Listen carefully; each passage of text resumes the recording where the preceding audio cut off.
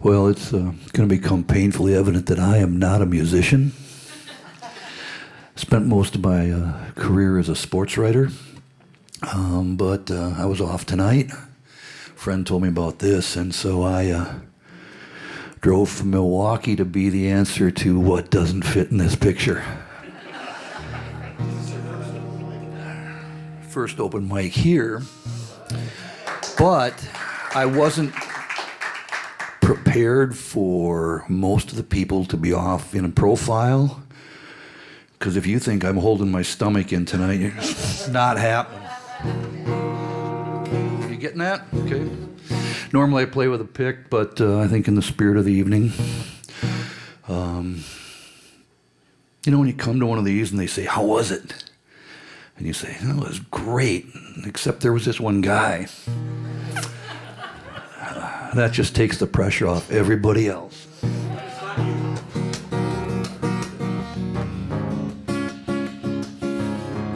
Bar-time drunks with a taste for the border, arguing over what to put in the order. Slip of the tongue, flick of the knife, extra guacamole cost him his life on the night I stole the dead man's burrito. Blood ran into the spilled Diet Cola under the pink neon sign that said Ola. TV blonde said, "We're coming to you live." Oxymoronic, where somebody died on the night I stole the dead man's burrito. See, it was everything a burrito should be. Hot and greasy, and best of all, it was free. At least for me, but admittedly not so good for the guy on the ground with the knife sticking out of his chest. But I digress. Lying on the ground next to the squad, a foil-wrapped gift from a generous God. Rationalized it was a shame to waste it, a nonchalant grab, I could almost taste it on the night I stole the dead man's burrito. Like a quarterback out on a bootleg break, I skirted around the crime scene tape. The cops followed me home, wasn't arrested, evidence gone, completely digested on the night I stole the dead man's burrito. See, it was everything a burrito should be. Hot and greasy, and best of all, it was free. At least for me, but admittedly not so good for the guy on the ground with the knife sticking out of his chest. But here's the rest. Teach a man to fish, he'll eat his whole life. Steal a burrito, it's gone in a night. When the craving returns, what do? Hit the taco palace at 1:45, like the night I stole the dead man's burrito. Snuck in the side door, my hat down low, a number 9 with extra guacamole to go. Counter girl with a dragon tattoo looked under my hat and said, "Hey, I know you, you're the guy who stole the dead man's burrito." Long story short, it was love at first sight. She quit on the spot, they started that night. He had the recipe, she had the name. From a Tex-Mex murder to fortune and fame, 'cause they've opened a chain of dead man's burritos. Dead man's burrito.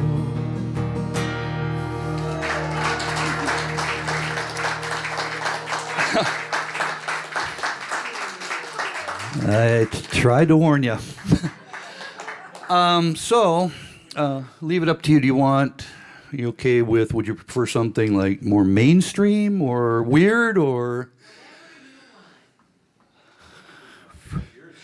Well, there's a reason why people my age still carry a bail bondsman's wallet, a number in their wallet, so.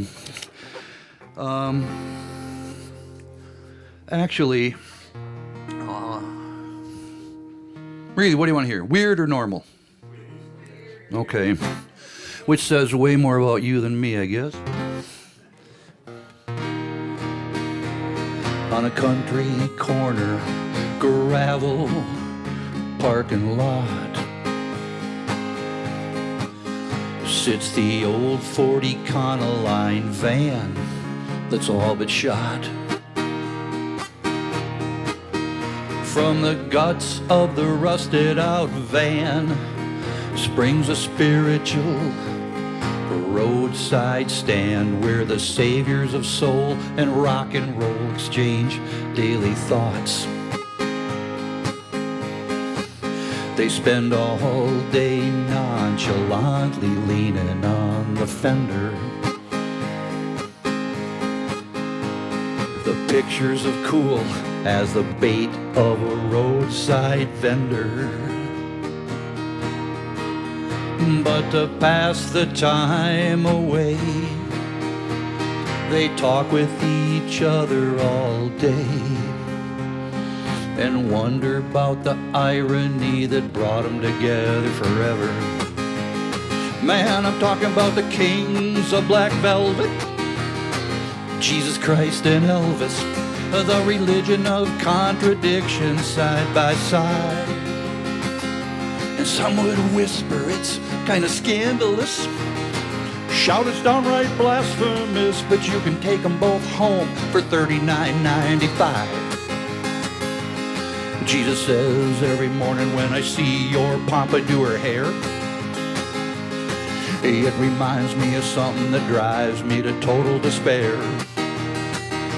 I'm talking about the TV preachers by the dozen who claim to be the second coming. We drove the money changers from the temple and put them on the air. Elvis says, my man, I know exactly how you feel. There's no part of my act those impersonators didn't steal.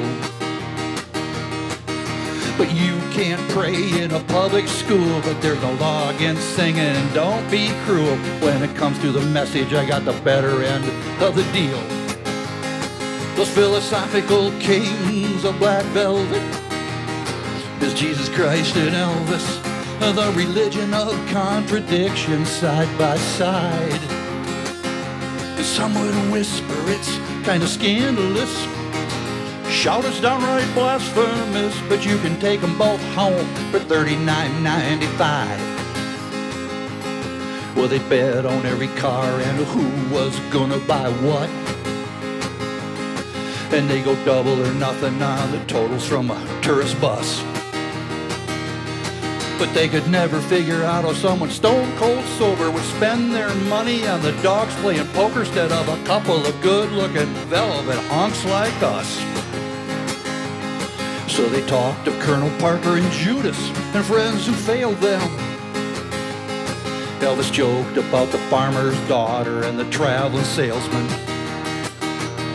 about Memphis Mafia and movie chicks, how Jesus saves but Elvis lives, and if the pearly gates are bigger than the ones at Graceland. Those conversational kings of black velvet is Jesus Christ and Elvis, the religion of contradiction side by side. And some would whisper it's kind of scandalous, shout it's downright blasphemous, but you can take them both home for $39.95. Well, they talked about the tabloid press and the thirst for scandal. Jesus says I put on some tunes when it's too much to handle. Elvis, my friend, don't take this wrong, but I always preferred those surfing Beach Boys songs. What do you expect from a guy always wearing sandals? But there's one part of your act that I found particularly thrilling. It was your closing line from the show at the Vegas Hilton. 'Cause when they rolled that stone away, it would have been cool to have the big voice say, ladies and gentlemen, Jesus has left the building.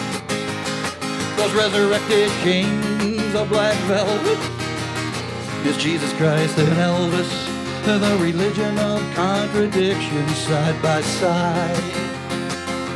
Some would whisper it's kind of scandalous, Shout is downright blasphemous, but you can take them both home for $39.95. Spend eternity on the walls of the double wide.